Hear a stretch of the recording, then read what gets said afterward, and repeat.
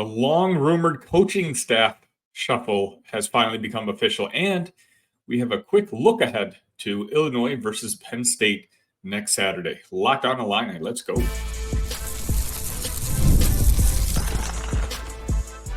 You are Locked On Illini, your daily podcast on the Illinois Fighting Illini. Part of the Locked On Podcast Network, your team every day.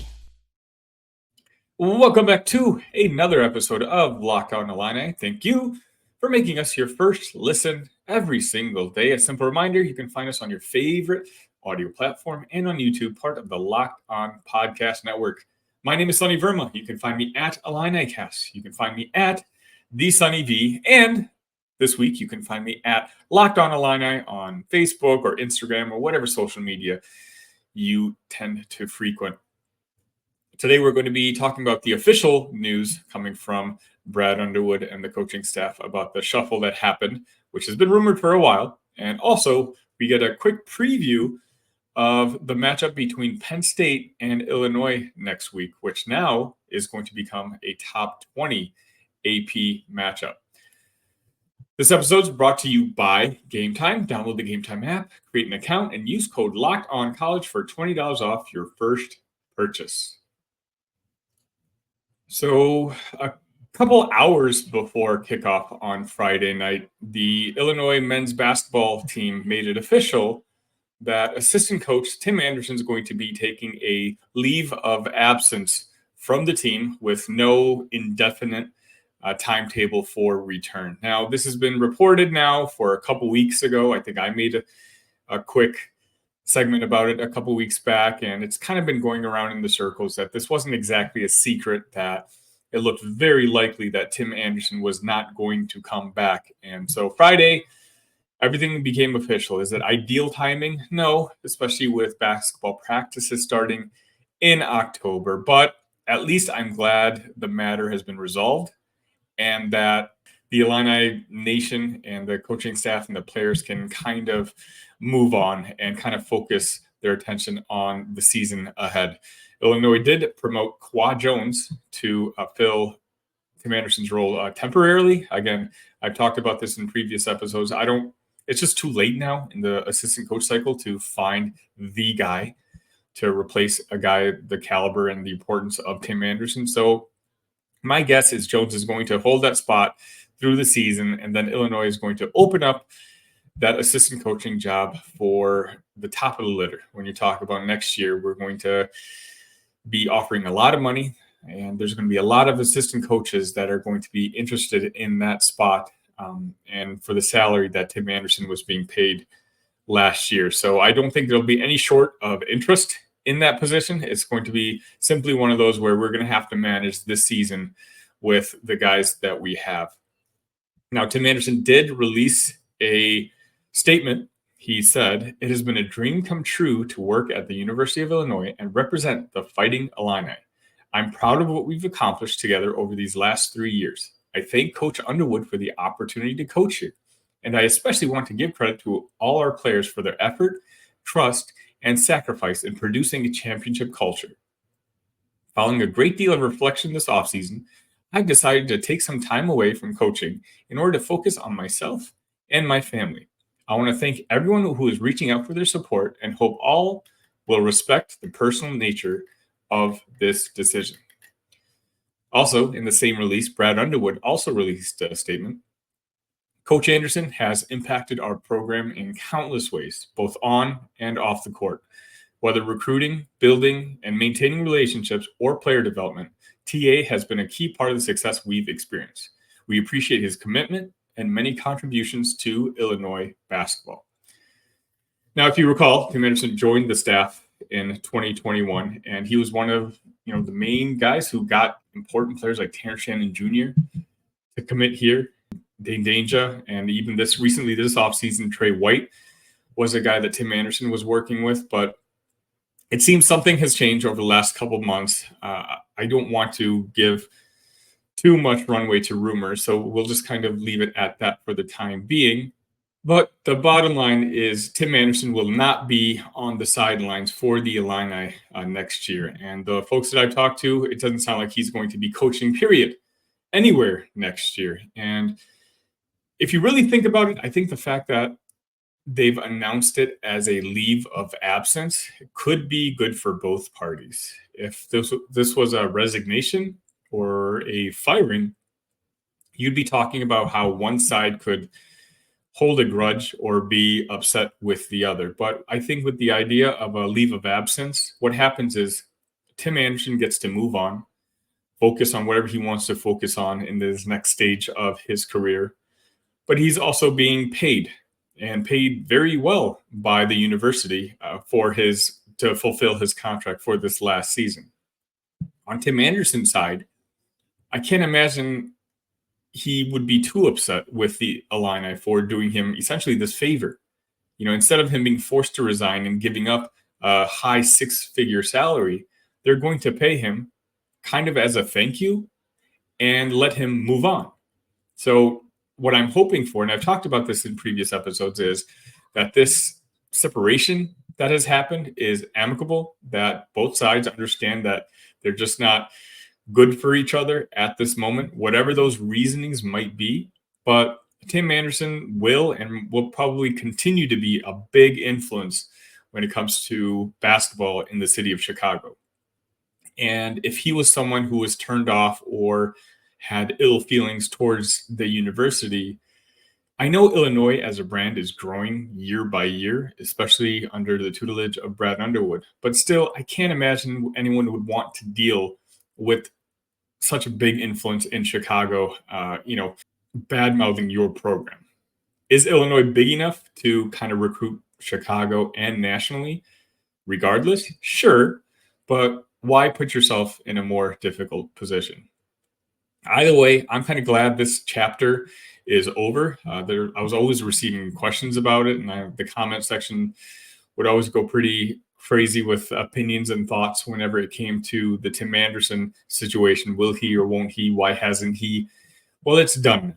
So we can kind of move on. And obviously, I wish Tim all the luck in the world. He was my number one in the power rankings when it comes to assistant coaches over the last couple of years. I think he did an incredible job and had a huge influence on helping Illinois reach the levels that it has currently reached. So what happens from here on out, we'll see.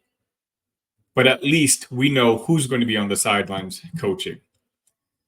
Next up, we're going to be talking about the Saturday night 6:30 Central matchup between Illinois and Penn State, a game that was just announced on Saturday that would be picked up by NBC. Illinois football is going to be picked up by NBC for a 6:30 matchup on Saturday. And earlier today, on Sunday, the new rankings came out, and Illinois finished at 19 on the AP poll and 21 on the coaching poll. So now this has become essentially a top 20 matchup for the Illini next Saturday, which is going to do wonders, I bet, for Penn State.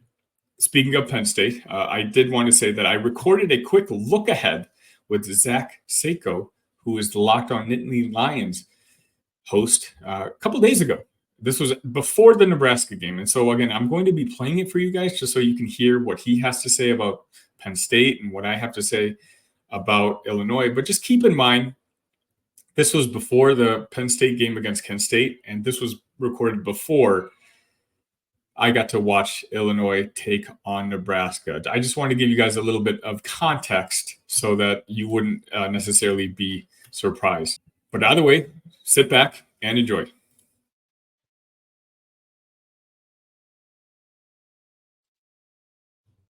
You've heard us talk a lot about FanDuel, America's #1 sportsbook. Well, we have something a little different for you. Now, through September 22nd, all FanDuel customers can bet $5 and get a 3-week free trial of NFL Sunday Ticket from YouTube and YouTube TV. Then, with a YouTube TV base plan, you'll be able to watch every regular season Sunday afternoon out of market game. All you need is a Google account and a current form of payment, and you can cancel anytime. Just visit FanDuel.com and download America's #1 sportsbook. This is a bonus Locked On crossover for Locked On Nittany Lions and Locked On Illini. I'm Zack Seyko of Locked On Nittany Lions. He is Sunny Verma of Locked On Illini, also the host of the Big Ten Show on YouTube and wherever you get your podcasts. Sunny, Penn State's in a prime position to look ahead, truly, because Kent State might be the worst team in all of FBS, at least a bottom 5 team. So this is a prime look ahead spot where there's not going to be the consequences if you look past this opponent. That's just where Kent State is. So I thought it was a good idea to get an early perspective on what Illinois is, because that could be a top 25 matchup in prime time at Beaver Stadium around 1 week from when we're recording this. Illinois, when I saw that they snuck into the top 25, I was a little bit surprised here. I wouldn't say surprised. Some folks have mentioned that, but the offense has played decently well, but the defense has been a complete surprise on this team. We're averaging less than 9 points allowed on the season, which is funny because the defense was a big question mark coming into the season. In my own season preview, I talked about how the season would go, how the defense goes, because I was super confident about our skill players, our offensive line. I thought we could be one of the leading scorers in the Big Ten this season. But it turns out, at least through the first 3 games, it's the defense carrying us. And as for that top 25 ranking, I guess it's kind of about how you judge it, right? Like, Nebraska's gotten a lot of hype this season. Of course, we knew they would. A lot of people projected them to start 6-0 or 7-0. But you take a look at the teams that they've beat, putting them on a neutral field, Kansas and Colorado, I think Kansas would still be favored over Colorado. So when you talk about, opponents being beaten, if Nebraska's at 22, I don't think Illinois should be too far behind. Okay, so you think that Illinois is a legitimate top 25 team, because the way I'm looking at this, that Kansas win is a quality victory. That's a non-conference team, and you beat a Kansas team that has, at least admirable talent. Jalen Daniels is a very good quarterback, and then Devin Neal is an NFL running back. He will play on Sundays, but I know all too well how Andy Kotelnicki had an impact on that offense. He's now at Penn State, and he's not there. And then that Kansas offense is clearly not the same, at least through the first 3 games. And that was interesting to me, because you say Illinois can be a really good scoring offense, and Kansas at least still has elements of what Andy Kotelnicki's system was a season ago, with the talent to back it up relative to Kansas, of course. And that was a 23-17 game. So when I look at that from 1,000 feet away, why didn't Illinois score more points in that game? Was that because Illinois' defense was just that good? I liken it to Florida State to an extent, because I think Florida State is a dumpster fire. I'm not saying Kansas is a dumpster fire, but were they really a top 25 team? I kind of feel like Illinois is riding the benefit of Kansas just happening to be in the AP. Fair enough. If you take a look at Illinois' schedule for the next 4 out of 5 weeks, we play ranked teams, and that's going to humble the Illini a little bit, and we're going to be falling out of that top 25. But based strictly on resume, I guess it's all about how you rank the top 25. Do you rank it based on pure talent? Well, then Illinois is not going to be in the top 25. But they had a shutout in the first game. They had a dominating 30-9 win over Central Michigan, and a big victory over a team that boat raced them last year. So, these are notable victories. And as I mentioned, the defense has been fantastic. That offense, what I mentioned earlier, was in the preseason, it looked like it was going to be fantastic. Our skill players are some of the best in the conference. I genuinely believe that. Outside maybe 2 or 3 teams, I don't think anyone has a receiving set like Patrick Bryant and Zachary Franklin. Luke Altmaier has become a very good quarterback this year. He is yet to throw an interception. And we recall last year in the same game between Illinois and Penn State, Luke had 4 interceptions just in that first game. It seems like he's really grown from that experience. What I didn't take into account was the offensive line regressing. Our 2 tackles, who are new transfers in, they've played fantastic. But our center, our guards, they're kind of undersized, which is not normal for a Brett Bielema team. And I don't know if it's communication issues or whatnot, but they've kind of struggled against other opposing defensive lines, which is what makes me a little hesitant and fearful for Friday night's game against Nebraska. So you don't look at that Kansas game where Kansas's defense was the reason why the Jayhawks weren't more successful a season ago, because Andy Kotelnicki did so many things well with that offense, in the fact that he did everything to carry Kansas's defense, and it still didn't work out. That's just not a good group. You can make an argument that it's a bad group. It's certainly below average. And Illinois, with an offense that you thought was improved and has a really good set of weapons, only put up 23 points against them. How do you look at that? Really, again, it's the offensive line from the second and third periods which struggled. If you take a look at our first drive from that series, we drove down the field. And then the fourth quarter, all of a sudden, Barry Lunny Jr., our offensive coordinator, kind of opened things up a little bit. We got a little bit more aggressive. Luke made the tough throws to Patrick Bryant and Zachary Franklin, and we were able to, put up the 23. But no real explanation. We'll see what happens in this Nebraska game. That's when I think it's going to be a real litmus test, because that's going to be the first tough that's a really good defense that we're going to be playing this year. You're talking about one of the 3 or 4 best defenses in the conference. So I think I'm not judging too much, because we seemed kind of like we neutered our offense against Kansas. And I don't know if it's because our defense was playing so well, but we do have offensive line issues. And I think right now that's the glaring issue for the season moving forward. Well, I can sit here and agree with you that it will be a reality check, because Penn State doesn't have its hands full, but Illinois certainly should not be looking past that Friday night matchup against Nebraska, which will be, depending on when you watch this, just in a matter of 24 hours. And that's a good one. That's a top 25 matchup between Nebraska and Illinois. So we will all get a better idea of what Illinois brings to the table this season. However, for Penn State fans, I think there's going to be some anyway, a little bit of a misconception that Illinois is still your traditional ground and pound 7-8 offensive lineman, comparable to that 2021 9 overtime game. But we're here to tell you that that's not the case. How is Illinois going to game plan for Penn State, and vice versa? We'll talk about that on the other side of this break.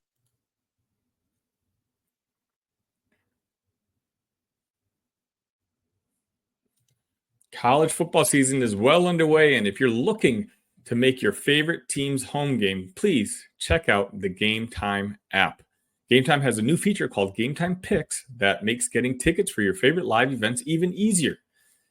Game Time Picks filters out the fluff to show you only incredible deals on great seats, so you don't have to waste time searching through the thousands of tickets. Please customize your spot. Use all-in pricing. Toggling this feature shows the total upfront with no surprise fees at checkout. Get a panoramic view from your seat in the app before you buy. And, of course, the lowest price guarantee. Or else the Game Time app will credit you 110% of the difference. Take the guesswork out of buying tickets with Game Time. Download the Game Time app, create an account, and use code LOCKEDONCollege for $20 off your first purchase. Terms apply. Again, create an account and redeem code LOCKEDONCollege for $20 off. Download Game Time today. What time is it? Game time. So let's address that misconception about how Illinois is not this ground and pound physical team. They are a spread offense. Sunny, you already mentioned that they might have one of the best wide receiver duos in the entirety of the Big Ten Conference. So for anybody that thinks that Illinois is going to march in here, now Brett Bielema at his core is that, yes, that ground and pound coach. He has a long history in the Big Ten where it worked at Wisconsin and then had implemented it at Illinois briefly. But they've moved away from that because I think it just benefits the skill set of Luke Altmaier a little more, who has dual threat capabilities. He is talent. I don't think we've seen the best of his true top potential. But for right now, what it is, it's a spread offense. They have really good wide receivers. Luke Altmaier is better. So don't expect Illinois to roll out the 7-8 offensive linemen again against Penn State in 2024. Yeah, in an ideal world, I'm sure Brett would still like that ground and pound, with the offensive line. And because we have the running backs to do it. We have Caden Fagan. If you recall, we struggled opening the season last year, but it's because we had offensive line issues, and we really didn't have a running back who took the reins until Caden Fagan. Last year, a true freshman came in, 6'3", 250 pounds, oh, wow. A complete bowling ball. Like, this guy, once he gets his stride going, he's almost impossible to take down and tackle. But when you're 6'3" and 250 pounds, it's hard. Basically, he runs to a spot. And if that spot's not there, all of a sudden it's hard for him to really get that space that he's looking for.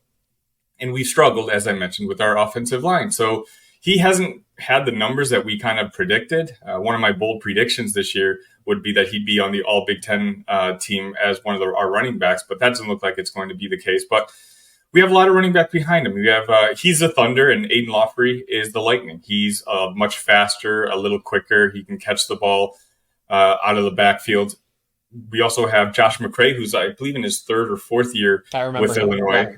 His freshman year, he was fantastic, and I thought he was going to be the next in line of the great Bielema running backs. But unfortunately, for the last couple of years, he's had to deal with some injuries.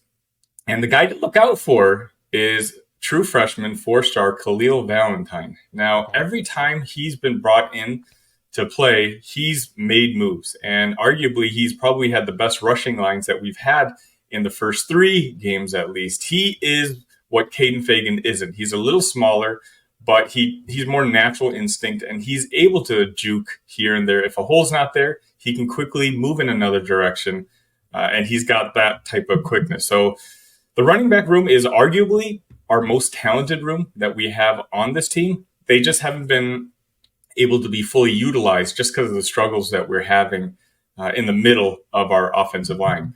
Our wide receivers, as you mentioned, Patrick Bryant is, I think, second or third in the conference in receiving and receiving touchdowns. Zachary Franklin is one of the all-time, I believe he's the leading returning wide receiver in college yardage. Okay. So Patrick Bryant's actually, I want to mention him real quick, as I did.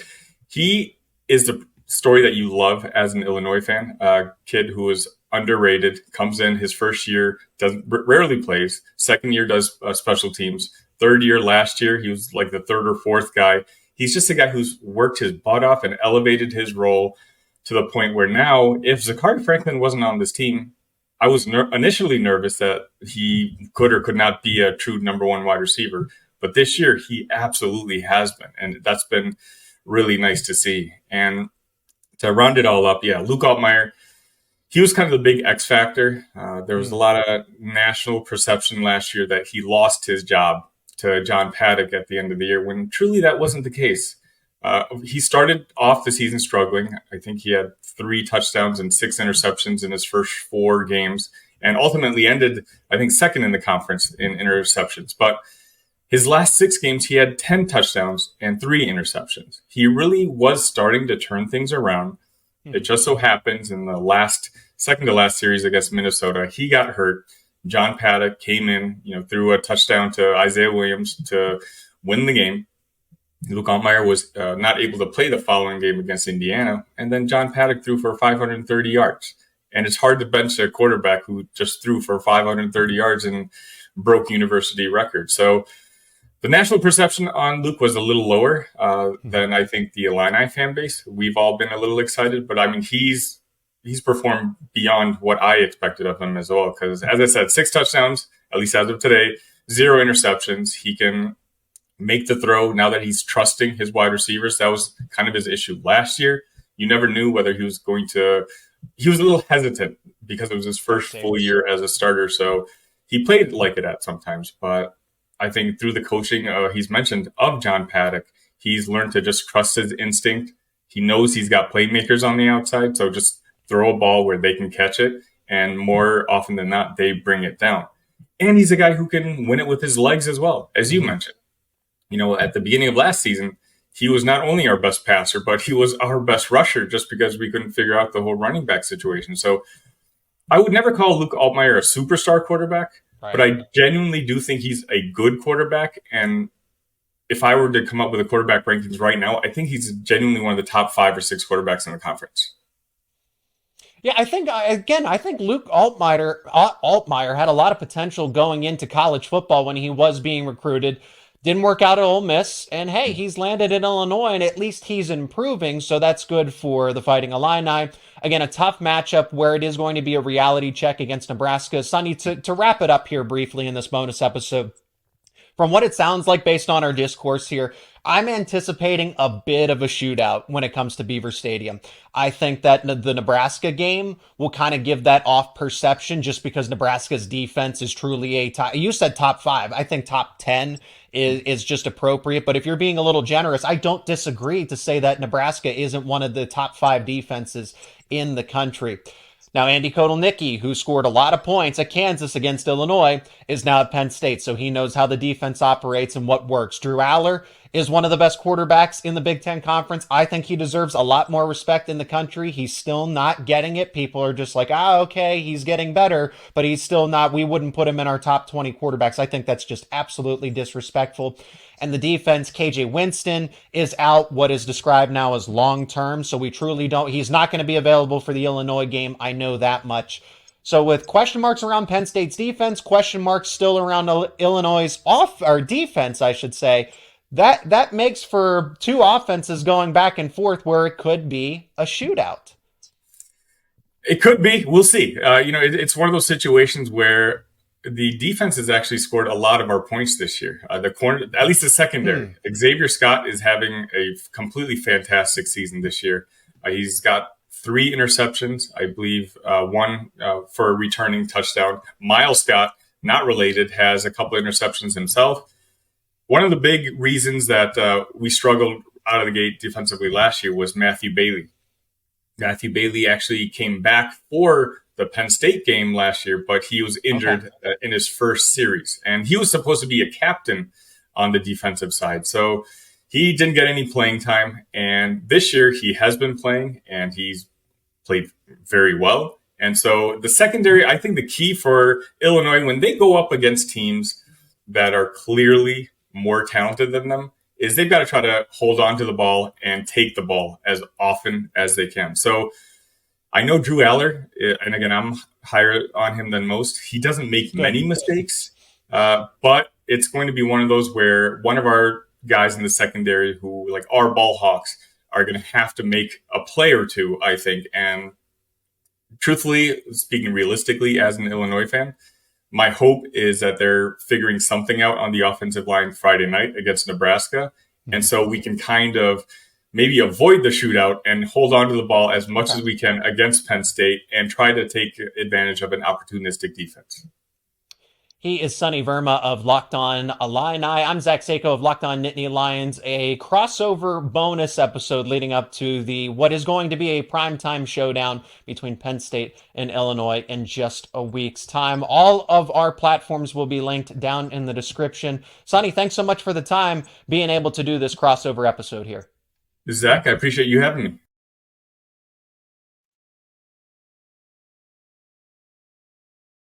There you have it. And a simple reminder, that was recorded before the Nebraska game. So a lot of the things I was alluding to seems to maybe potentially have fixed itself in regards to the offense, showing a completely different face against Nebraska, and the offensive line issues, at least for one game, bettering itself. We're going to be talking more Penn State all week long. This week, we're going to have a more in-depth preview of the Penn State and Illinois game with Zach later on this week. So please stay tuned for that.